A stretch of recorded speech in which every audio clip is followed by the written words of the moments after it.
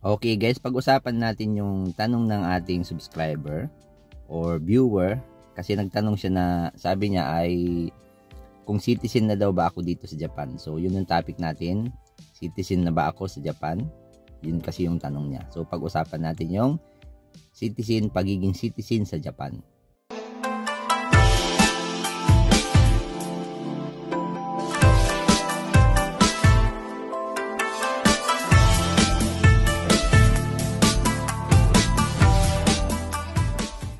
Okay guys, kung bago lang po kayo dito sa channel ko, ako po si Leo, isang OFW dito sa Japan. Kung hindi pa po kayo nakasubscribe ay i-click nyo na yung subscribe button.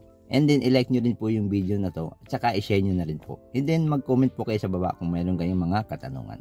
So natanong ng ating viewer or subscriber or commenter kung citizen ba ako dito sa Japan. So ang sagot ko po dyan ay syempre hindi tayo citizen dito sa Japan kasi hindi pa naman tayo matagal dito sa Japan.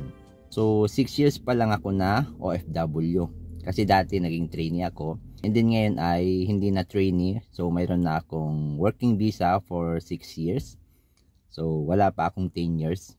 So dito kasi sa Japan ay hindi naman tulad ng ibang bansa na mayroong dual citizenship, at saka yung mga foreigner ay hindi basta-basta nakakakuha ng citizenship dito sa Japan, maliban na lang kung ikaw ay may dugong Hapon. Kumbaga ikaw ay Nikkei-jin or half Japanese, half Filipino or half Japanese. So pwede kang makakuha ng Japanese citizenship. So yung mga foreigners, mayroon namang way para makakuha ng citizenship dito sa Japan. Kaso sa pagkakaalam ko lang, dapat magaling ka ng mag-Nihongo. Tsaka kaya mong mamuhay dito sa Japan kahit mag-isa ka lang, or kaya mong isustain yung sarili mo. Kumbaga, financially stable ka na dito sa Japan. Yun yung mga criteria na titingnan kung magiging qualified ka para makakuha ng citizenship dito sa Japan. So, isa na yun sa alam ko na kailangan mataas yung level ng Nihongo mo, na mababasa mo yung mga hiragana, katakana, tsaka kanji. So, sabihin natin siguro JLPT N1. Di ko lang alam, di ko lang sure kung ano yung level na kailangan. And then, dapat financially stable ka dito sa Japan. At gusto mo na talagang manirahan dito sa Japan at dito ka tumanda at dito ka na mag-retire. So, ganun yata yung mga requirements para maging eligible ka sa pagkuha ng citizenship dito sa Japan bilang isang foreigner. So, kung ikaw naman ay Nikkei-jin or half Japanese, so mayroon ka namang chance na makakuha ng Japanese citizenship. Kailangan mong mamili ng isa lang na citizenship. Sa pagkakaalam ko kasi, mayroong policy sa Japan tungkol sa citizenship na kapag nag 20 or 21 ka na yata, kailangan mo nang mamili ng citizenship na isa lang. Kung Japanese citizenship or other citizenship. Halimbawa, Filipino citizenship, US citizenship. Sa US yata, mayroong tinatawag na dual citizen or dual citizenship. Pwede kang Filipino citizen and then US citizen, dual citizenship. Pero dito sa Japan, sa pagkakaalam ko, kailangan mo daw mamili ng isa lang. Kapag naging adult ka na, 20 yata or 21 years old, kapag pumatak ka na sa ganong edad, kailangan mo nang mamili ng isa lang na citizenship. Kung gusto mong manatiling Filipino citizen ka. Or US citizen, pero hindi mo makukuha yung Japanese citizenship. Kapag pinili mo na maging Japanese citizen ka na, kailangan mo nang talikuran yung dati mong citizenship. Halimbawa, US citizen, kailangan mo nang kalimutan yon. So, hindi ka na magiging US citizen. And then, halimbawa, Filipino-Japanese, gusto mo nang maging Japanese citizen, sa pagkakaalam ko, kailangan mo ring talikuran yung Filipino citizenship mo. So, yun yung pagkakaiba. Hindi tulad ng ibang bansa na mayroong tinatawag na dual citizenship. So, pwede yung dual citizenship. Sa pagkakaalam ko kasi, dito sa Japan, kailangan isa lang yung pipiliin mong citizenship. Kung gusto mong Japanese citizenship, yun lang talaga yung citizenship mo. Isa lang, Japanese citizen. So yun yung pagkakaalam ko. Pero kung mali ako guys, paki-comment na lang sa baba. So kasi dito sa Japan, yung mga foreigners talaga ay tulad nating mga Pilipino dito sa Japan ay hindi naman halos kumukuha ng mga Japanese citizenship.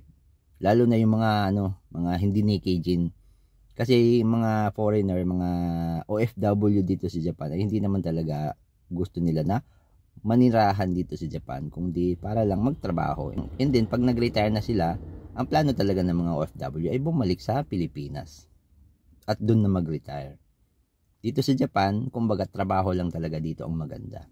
Pero pag nag-retire ka dito, kailangan mo marami kang ipon. Kasi malaki yung cost of living dito, mataas yung cost of living. Kaya pag nag-retire ka dito, dapat marami kang ipon.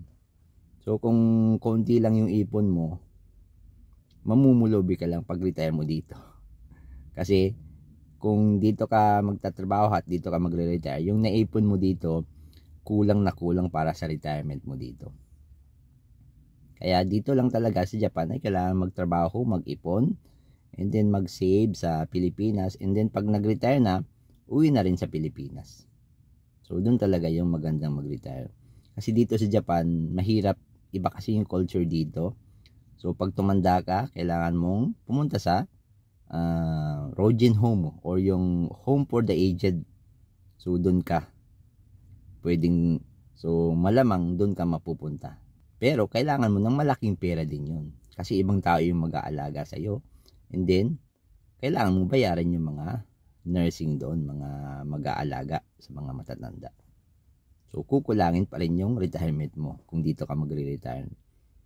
So, kakapusin ka sa retirement funds. So, kaya para sa akin, hindi ko na kailangan kumuha ng Japanese citizenship. Okay na yung hanggang permanent residence lang. Pwede na yun. Para halos ganun din naman yun. Para meron kang Filipino citizenship pa rin. And then, permanent resident ka dito sa Japan. So, hanggang doon lang ang pangarap ko maging permanent resident. So, hindi ko na pinapangarap na maging citizen dito sa Japan o magkaroon ng Japanese passport. Masaya na ako na meron akong Filipino passport. And I'm proud na Filipino ako. So, hindi ko ipagpapalit ang pagiging Filipino ko sa ibang bansa, sa ibang country na citizen. So, masaya na ako na Filipino citizen.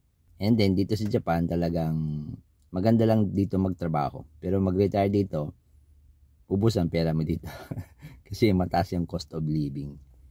Okay guys, so yun lang yung gusto kong i-share. Sana ay meron kayong natutunan sa konting sharing na to. So, hindi ko alam lahat. So, meron siguro kung nabanggit na medyo hindi tama. So, i-correct nyo na lang ako. So, paki-correct nyo na lang ako. Mag-comment po kayo sa baba kung mayroon akong hindi nabanggit or maling nabanggit. So, thank you sa panonood guys. And then kung nagustuhan niyo yung video na to, paki-like naman, paki-click yung like button, and then mag-subscribe kayo kapag hindi pa kayo nakasubscribe. Okay guys, hanggang sa muli. Salamat sa panonood. Thank you for watching. Bye bye.